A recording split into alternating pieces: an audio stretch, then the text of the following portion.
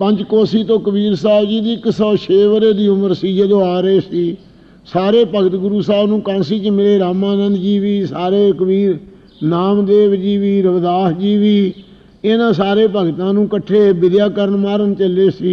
कबीर साहब पंचकोसी तो आ रहे सी। भाई ज्ञानी ज्ञान सिंह भी तवारीख च लिखिया है ते भाई लहणा सिंह भी तवारीख च लिखिया होया कि गुरु नानक साहब जी जदों पंचकोसी तो ये विद्या हो के आया, गुरु साहब कांसी तो बाहर जा रहे सी। सारे भगतां दे समेत जदों महाराज गए, इत्थे कबीर जी गुरु साहब नूं मिले। कबीर ने गुरु साहब के चरण परसे, चरण परस के अगे सरगुण का ही उपासक सी कबीर। उदों निर्गुण सरगुण की, निर्गुण सरगुण आपे सोई की एकता प्राप्त की। इउं गुरु नानक साहब ने कृपा की। होए बिरक्त बनारसी। हुण रामानंद जी की कथा सुनो। जिस प्रकार रामानंद नाल मिल के कबीर जी का उद्धार होया, उस प्रसंग। होए बिरक्त बनारसी। बनारस कांसी के अंदर बाना ते असी दो नदियां है, उन्हां दे विचाले सन विच होने करके बनारस कांसी का नाम मुसलमानां ने पाया।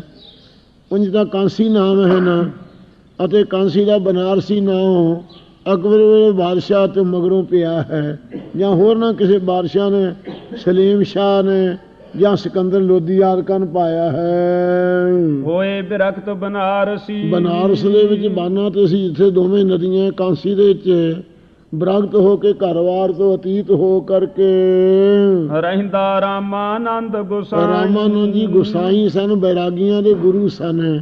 ਰਾਮਾਨੰਦ ਜੀ ਗੁਸਾਈ ਬੈਰਾਗੀ ਦਾ ਨਾਮ ਹੈ। ਵਿਰਾਗਵਾਨ ਹੋ ਕੇ ਵਿਰਾਗੀ ਗੁਸਾਈ ਰਾਮਾਨੰਦ ਜੀ ਰਹਿੰਦੇ ਸਨ। ਅੰਮ੍ਰਿਤ ਵੇਲੇ ਉੱਠ ਕੇ। ਇਹਦਾ ਇਹ ਸੁਭਾਅ ਸੀ, ਤੜਕੇ ਪਹਿਰ ਦੇ ਉੱਠ ਕਰਕੇ ਜਾਂਦਾ ਗੰਗਾ ਨਹਾਵਣ ਤਾਈ। ਗੰਗਾ ਵਿੱਚ ਇਸ਼ਨਾਨ ਕਰਨ ਵਾਸਤੇ ਹਮੇਸ਼ਾ ਹੀ ਜਾਇਆ ਕਰਦਾ। ਅੱਗੋਂ ਹੀ ਦੇ ਜਾਏ ਕੇ। ਕਬੀਰ ਸਾਹਿਬ ਜੀ ਜਦੋਂ ਭਗਤੀ ਕਰਦੇ ਸਨ, ਉਸ ਵੇਲੇ ਇੱਕ ਦਿਨ ਆਕਾਸ਼ਬਾਣੀ ਹੋਈ ਕਿ ਇਹ ਕਬੀਰ ਗੁਰੂ ਧਾਰਨ ਕਰ, ਗੁਰੂ ਧਾਰੇ ਤੋਂ ਬਗੈਰ ਪਰਮੇਸ਼ਰ ਦੀ ਭਗਤੀ ਸਫਲ ਹੀ ਨਹੀਂ ਤੈਨੂੰ ਹੋਵੇਗੀ। ਇਹ ਕਹਿਣ ਲੱਗੇ ਮਹਾਰਾਜ ਮੈਂ ਕਿਹਨੂੰ ਗੁਰੂ ਧਾਰਾਂ। ਉਸ ਵੇਲੇ ਆਕਾਸ਼ਬਾਣੀ ਕਹਿ ਰਾਮਾਨੰਦ ਨੂੰ ਗੁਰੂ ਧਾਰ ਲੈ। ਇਹ ਕਹਿਣ ਲੱਗਾ ਰਾਮਾਨੰਦ ਤਾਂ ਗਰੀਬਾਂ ਨੂੰ ਉਪਦੇਸ਼ ਨਹੀਂ ਦਿੰਦਾ, ਨੀਵੀਂ ਜਾਤ ਵਾਲਿਆਂ ਨੂੰ। ਕਹਿਣ ਲੱਗੇ ਰਾਮਾਨੰਦ ਦੇ ਤੂੰ ਰਾਹ ਵਿੱਚ ਇਸ਼ਨਾਨ ਕਰਨ ਵੇਲੇ ਪੈ ਜਾ ਕੇ, ਜੋ ਠੋਕਰ ਵੱਜੂਗੀ ਜਿਹੜਾ ਉਪਦੇਸ਼ ਦੇਵੇਗਾ ਉਹ ਧਾਰਨ ਕਰ ਲਈ। ਇਹ ਗੱਲ ਸੁਣ ਕਰਕੇ ਕਬੀਰ ਸਾਹਿਬ ਜੀ ਇੱਕ ਦਿਨ ਤੜਕੇ ਹੀ ਉੱਠ ਕੇ ਰਾਮਾਨੰਦ ਦੇ ਇਸ਼ਨਾਨ ਕਰਨ ਤੋਂ ਪਹਿਲਾਂ ਜਿੱਥੇ ਸਾਧ ਸਿੰਘ ਜੀ ਪੌੜੀਆਂ ਉਤਰਦੀਆਂ ਕਾਂਸੀ ਜੀ ਦੇ ਵਿੱਚ ਗੰਗਾ ਨੂੰ, ਉਸ ਪੌੜੀਆਂ ਦੇ ਇੱਕ ਪੌੜੀ ਦੇ ਉੱਤੇ ਜਾ ਕੇ ਪੈ ਗਏ। ਅੱਗੋਂ ਹੀ ਦੇ ਜਾਏ ਕੇ। ਅੱਗੋਂ ਹੀ ਰਾਮਾਨੰਦ ਦੇ ਆਉਣ ਤੋਂ ਜਾ ਕਰਕੇ ਕਬੀਰ ਜੀ ਲੰਮਾ ਪਿਆ ਕਬੀਰ ਤੇ ਥਾਂ। ਕਬੀਰ ਸਾਹਿਬ ਜੀ ਉਸ ਜਗ੍ਹਾ ਜਿੱਧਰੋਂ ਆ ਰਹੇ ਸੀ ਰਾਮਾਨੰਦ ਜੀ, ਉਧਰ ਨੂੰ ਸਿਰ ਕਰਕੇ ਲੰਮੇ ਪੈ ਗਏ। ਪੈਰੀ ਟੁੰਬ ਉਠਾਲਿਆ। ਜਦੋਂ ਰਾਮਾਨੰਦ ਜੀ ਥੱਲੇ ਉਤਰਨ ਲੱਗੇ ਪੌੜੀ 'ਚ, ਰਸਤੇ 'ਚ ਇਹਨਾਂ ਦੀ ਖੜਾਉਂ ਦਾ ਠੇਡਾ ਵੱਜਾ। ਠੇਡਾ ਵੱਜਣ ਤੋਂ ਸਹਿਮ ਗਏ ਰਾਮਾਨੰਦ ਜੀ। ਸਹਿਮ ਕੇ ਹੱਥ ਨਾਲ ਸਿਰ ਪਕੜ ਕੇ ਕਹਿੰਦੇ ਰਾਮ ਕੇ ਰਾਮ ਕਹੋ, ਰਾਮ ਕੇ ਰਾਮ ਕਹੋ, ਇਉਂ ਕਹਿਣ ਲੱਗ ਗਏ। ਉਸ ਵੇਲੇ ਕਬੀਰ ਸਾਹਿਬ ਜੀ ਨੇ ਉਹੀ ਉਪਦੇਸ਼ ਧਾਰਨ ਕਰ ਲਿਆ ਰਾਮ ਰਾਮ ਦਾ। ਇਸ ਪ੍ਰਕਾਰ ਪੈਰੀ ਟੁੰਬ ਉਠਾਲਿਆ। ਪੈਰਾਂ ਦੇ ਠੇਡਾ ਵੱਜਣ ਤੋਂ ਟੁੰਬ ਕਰਕੇ ਉਠਾਲ ਲਿਆ ਕਬੀਰ ਜੀ ਨੂੰ। ਬੋਲੋ ਰਾਮ ਸਿੱਖ ਸਮਝਾਈ। ਇਹ ਸਿੱਖ ਸਮਝਾਈ ਰਾਮ ਕੇ ਰਾਮ ਕਹੋ, ਹੇ ਪਰਮੇਸ਼ਰ ਦੇ ਪਰਮੇਸ਼ਰ ਦਾ ਨਾਮ ਉਚਾਰ। ਜਿਉਂ ਲੋਹਾ ਪਾਰਸ ਛੋਹੇ। ਸਾਧ ਸੰਗਤ ਜੀ ਜਿਵੇਂ ਲੋਹਾ ਪਾਰਸ ਨਾਲ ਛੋਹ ਕਰਕੇ ਚੰਦਨ ਵਾਸ ਨਿੰਮ ਮਹਿਕਾਈ। ਜਿਵੇਂ ਪਾਰਸ ਨਾਲ ਲੋਹਾ ਛੋਹ ਕੇ ਕੰਚਨ ਬਣ ਜਾਂਦਾ ਹੈ, ਐਂ ਕਬੀਰ ਸਾਹਿਬ ਜੀ ਰਾਮਾਨੰਦ ਦੇ ਨਾਲ ਮਿਲ ਕੇ ਪਰਮੇਸ਼ਰ ਦੇ ਭਗਤ ਕੰਚਨ ਵਰਗੇ ਹੋ ਗਏ। ਜਿਵੇਂ ਨਿੰਮ ਵਿੱਚ ਚੰਨਣ ਦੀ ਮਹਿਕ ਪੈ ਕੇ ਖੁਸ਼ਬੂ ਆਉਣ ਲੱਗ ਜਾਂਦੀ ਹੈ ਚੰਨਣ ਦੀ, ਐਂ ਸਾਧ ਸੰਗਤ ਜੀ ਭਾਵੇਂ ਨੀਵੀਂ ਜਾਤ ਜੁਲਾਹਾ ਸੀ, ਪਰਮੇਸ਼ਰ ਦੀ ਭਗਤੀ ਦੀ ਮਹਿਕ ਚੰਨਣ ਦੀ ਨਿਆਈ ਇਹਦੇ ਚੋਂ ਨਿਕਲਣ ਲੱਗ ਗਈ। ਪਸ਼ੂ ਪ੍ਰੇਤਾਂ ਦੇਵ ਕਰ। ਵੇਖ ਲਓ ਜਿਵੇਂ ਪਸ਼ੂਆਂ ਨੂੰ ਤੇ ਪ੍ਰੇਤਾਂ ਨੂੰ ਦੇਵਤਾ ਬਣਾ ਦੇਵੇ, ਐਂ ਪਸ਼ੂਆਂ ਨੂੰ ਤੇ ਪ੍ਰੇਤਾਂ ਵਰਗੇ ਜਿਹੜੇ ਜੀਵ ਸੀ ਉਹਨਾਂ ਨੂੰ ਦੇਵਤਾ ਬਣਾ ਦੇਣ ਵਾਲੇ ਗੁਰੂ ਹਨ।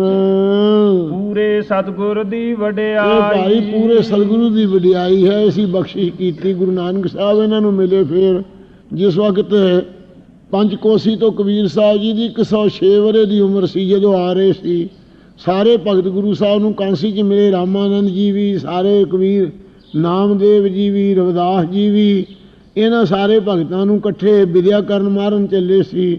ਕਬੀਰ ਸਾਹਿਬ ਪੰਚਕੋਸੀ ਤੋਂ ਆ ਰਹੇ ਸੀ। ਭਾਈ ਗਿਆਨੀ ਗਿਆਨ ਸਿੰਘ ਵੀ ਤਵਾਰੀਖ 'ਚ ਲਿਖਿਆ ਹੈ ਤੇ ਭਾਈ ਲਹਿਣਾ ਸਿੰਘ ਵੀ ਤਵਾਰੀਖ 'ਚ ਲਿਖਿਆ ਹੋਇਆ ਕਿ ਗੁਰੂ ਨਾਨਕ ਸਾਹਿਬ ਜੀ ਜਦੋਂ ਪੰਚਕੋਸੀ ਤੋਂ ਇਹ ਵਿਦਿਆ ਹੋ ਕੇ ਆਇਆ, ਗੁਰੂ ਸਾਹਿਬ ਕਾਂਸੀ ਤੋਂ ਬਾਹਰ ਜਾ ਰਹੇ ਸੀ। ਸਾਰੇ ਭਗਤਾਂ ਦੇ ਸਮੇਤ ਜਦੋਂ ਮਹਾਰਾਜ ਗਏ, ਇੱਥੇ ਕਬੀਰ ਜੀ ਗੁਰੂ ਸਾਹਿਬ ਨੂੰ ਮਿਲੇ। ਕਬੀਰ ਨੂੰ ਗੁਰੂ ਸਾਹਿਬ ਦੇ ਚਰਨ ਪਰਸੇ, ਚਰਨ ਪਰਸ ਕੇ ਅੱਗੇ ਸਰਗੁਣ ਦਾ ਹੀ ਉਪਾਸਕ ਸੀ ਕਬੀਰ। ਉਦੋਂ ਨਿਰਗੁਣ ਸਰਗੁਣ ਆਪੇ ਸੋਈ ਦੀ ਏਕਤਾ ਪ੍ਰਾਪਤ ਕੀਤੀ। ਇਉਂ ਗੁਰੂ ਨਾਨਕ ਸਾਹਿਬ ਨੂੰ ਕਿਰਪਾ ਕੀਤੀ। ਪੂਰੇ ਸਤਿਗੁਰ ਦੀ ਵਡਿਆਈ, ਇਹ ਪਸ਼ੂਆਂ ਤੇ ਪ੍ਰੇਤਾਂ ਨੂੰ ਦੇਵਤੇ ਬਣਾ ਦੇਣਾ, ਜਿਨ ਮਾਨਸ ਤੇ ਦੇਵਤੇ ਕੇ ਕਰਤ ਨ ਲਾਗੀ ਵਾਰ। ਇਹ ਪੂਰਨ ਸਤਿਗੁਰਾਂ ਦੀ ਵਡਿਆਈ ਹੈ ਸਾਰੀ। ਅਚਰਜ ਨੂੰ ਅਚਰਜ ਮਿਲੈ, ਦੇਖ ਲਓ ਅਚਰਜ ਰੂਪ ਜੋ ਬ੍ਰਹਮ ਹੈ, ਉਸ ਵਿੱਚ ਅਚਰਜ ਰੂਪ ਹੋ ਕੇ ਜੀਵ ਮਿਲ ਜਾਂਦੇ ਹਨ। ਵਿਸਮਾਦੇ ਵਿਸਮਾਦ ਮਿਲਾਈ, ਅਚਰਜ ਰੂਪ ਜੋ ਮਹਾਰਾਜ ਸਾਹਿਬ ਦਾ ਤੁੰਗ ਪਦ ਦਾ ਲੱਖ ਅਰਥ ਹੈ, ਅਤੇ ਉਹ ਤੁੰਗ ਪਦ ਦਾ ਲੱਖ ਅਰਥ ਦਸਮਾਦ ਰੂਪ ਜੋ ਤਤ ਪਦ ਦਾ ਲੱਖ ਅਰਥ ਹੈ, ਉਹਦੇ ਜਿਵੇਂ ਜਲ 'ਚ ਜਲ ਮਿਲ ਜਾਂਦਾ ਉਹ ਮੇਲ ਦਿੱਤਾ। ਚਰਨਾ ਚਰਦਾ ਨਿਜ ਰਹਾ, ਬ੍ਰਹਮ ਗਿਆਨ ਦਾ ਝਰਨਾ ਇੱਕ ਰਸ ਗੁਰੂ ਸਾਹਿਬ ਦੀ ਰਸਨਾ ਤੋਂ ਝਰ ਰਿਹਾ ਹੈ। ਗੁਰਮੁਖ ਬਾਣੀ ਅਗੜ ਕਢਾਈ, ਸਤਿਗੁਰੂ ਗੁਰਮੁਖਾਂ ਨੇ, ਗੁਰੂ ਜੋ ਮੁਖੀ ਹੈ ਉਹਨਾਂ ਦੀ ਜਿਹੜੀ ਬਾਣੀ ਹੈ, ਕਲ ਵਿੱਚ ਗੁਰਮੁਖ ਪ੍ਰਗਟ ਹੋਆ। ਨਾ ਘੜਿਆ ਜਾਣ ਵਾਲਾ ਮਨ ਵੀ ਘੜ ਦਿੱਤਾ ਸੱਚੇ ਪਾਤਸ਼ਾਹ ਨੇ, ਐਸੀ ਕਿਰਪਾ ਕਰ ਦਿੱਤੀ। ਰਾਮ ਕਬੀਰਾ ਭੇਦ ਨਾ ਪਾਈ, ਇਹੋ ਜਿਹਾ ਕਬੀਰ ਨੂੰ ਬਣਾਤਾ। ਰਾਮ ਪਰਮੇਸ਼ਰ ਜੀ ਦੇ ਕਬੀਰ 'ਚ ਫਰਕ ਨਹੀਂ ਰਿਹਾ, ਇੱਕੋ ਹੀ ਰੂਪ ਹੋ ਗਏ ਮਹਾਰਾਜ ਤੇ ਪਰਮੇਸ਼ਰ ਦੇ ਭਗਤ ਕਬੀਰ ਜੀ। ਐਸੀ ਮਹਾਰਾਜ ਨੇ ਬਖਸ਼ਿਸ਼ ਕੀਤੀ।